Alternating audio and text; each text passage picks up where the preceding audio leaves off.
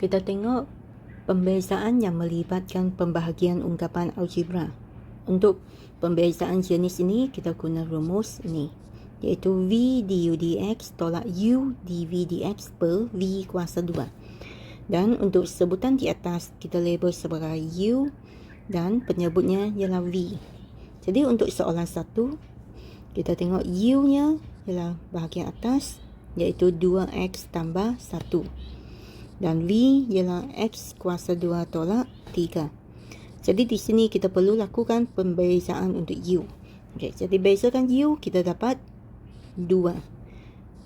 Dan bezakan V terhadap X, bezakan X kuasa 2, kita dapat 2X. Seterusnya kita masukkan ke dalam rumus. dy dx sama dengan V du dx. Okey, jadi kita tulis V dulu, baru du dx.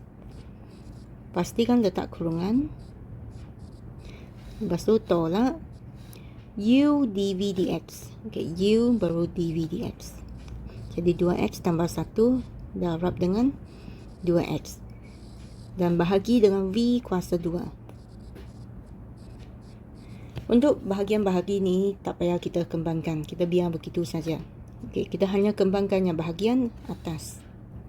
Jadi kita kembangkan ini 2x kuasa 2 tolak 6.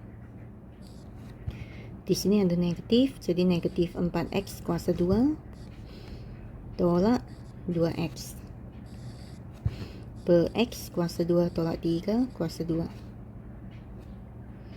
Okey, sebutan yang serupa kita boleh tolak. 2x boleh tolak, 2x kuasa 2 boleh tolak dengan 4x kuasa 2 dan kita dapat negatif 2x kuasa 2 tolak 2x tolak 6 per x kuasa 2 tolak 3.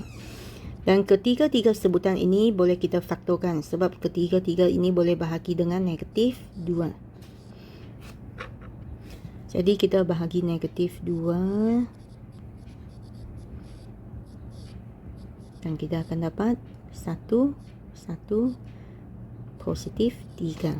Jadi x kuasa 2 tambah x tambah 3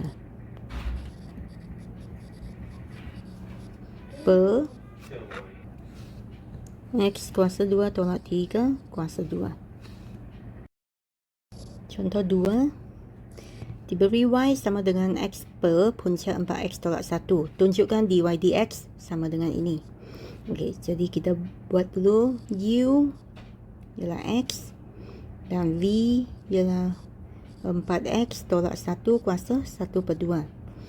Lepas tu kita perlu bezakan du dx, bezakan 1, bezakan x dapat 1 dan bezakan v terhadap x, kuasa darab ke depan, salin yang dalam kurungan, kuasa tolak 1 jadi negatif 1 per 2, darab dengan bezakan algebra di dalam kurungan, jadi dapat 4.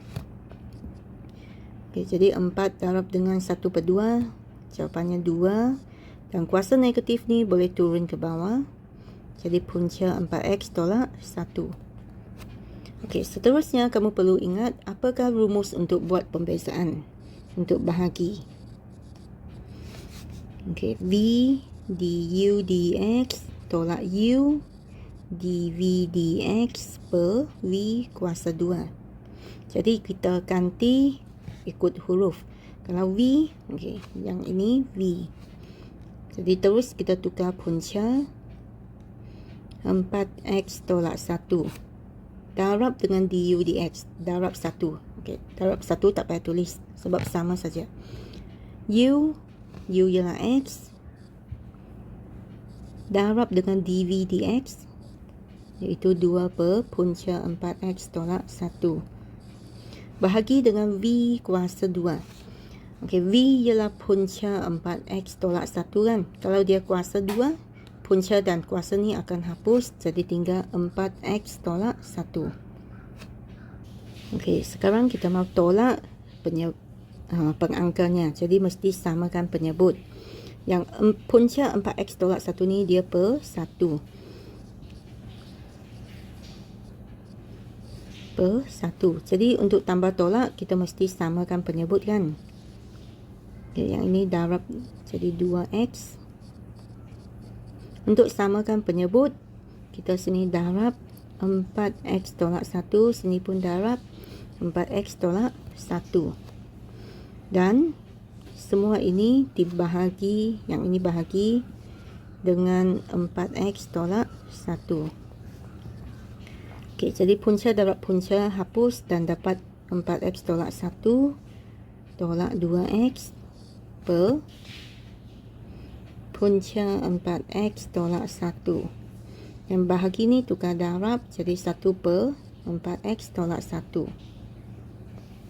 Di sini kita boleh tolak yang bahagian pengangkalnya. 4x tolak 2x dapat 2x tolak 1.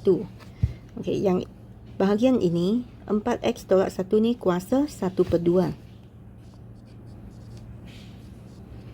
Darab dengan 4x tolak 1 kuasa 1. Jadi apabila darab, kuasanya akan ditambah. Jadi selepas kamu tambah ni, kuasanya akan jadi 3 per 2. Kuasa 3 per 2 maksudnya punca 2 kuasa 3. Kalau kamu tengok balik soalan tu, dia suruh kita buktikan yang ini. Jadi sudah dapat jawapan lah. Okey. Cari nilai permalaan R dengan keadaan D 2x tolak 1 per x tambah 5 sama dengan ini. Okey, jadi yang sebelah kanan kita tak payah peduli. Kita bezakan seperti biasa. Jadi U sama dengan 2x tolak 3. V sama dengan x tambah 5. Dan du dx sama dengan, bezakan 2x dapat 2. dv dx, bezakan x dapat 1. Okey, lepas tu kita mau buat pembezaan. Jadi apabila kita bezakan yang melibatkan bahagi, rumusnya ialah v du dx tolak u dv dx per v kuasa 2. Jadi kita mula dengan v iaitu x tambah 5, letak kurungan, darab dengan du dx, tolak dengan u yang ini 2x tolak 3, darab dengan 1. Bahagi v kuasa 2. Jadi x tambah 5 kuasa 2. Lepas tu yang di atas ni kita perlu selesaikan. Kembangkan. Dapat 2x tambah 10 tolak 2x tambah 3 per x tambah 5 kuasa 2. Yang penyebut tu tak payah kamu kembangkan. Okey, jadi 2x tolak 2x habis. 10 tambah 3 jadi 13. Okey, cuba kamu tengok soalan ini. Jadi kita boleh buat kesimpulan bahawa R adalah sama dengan 13.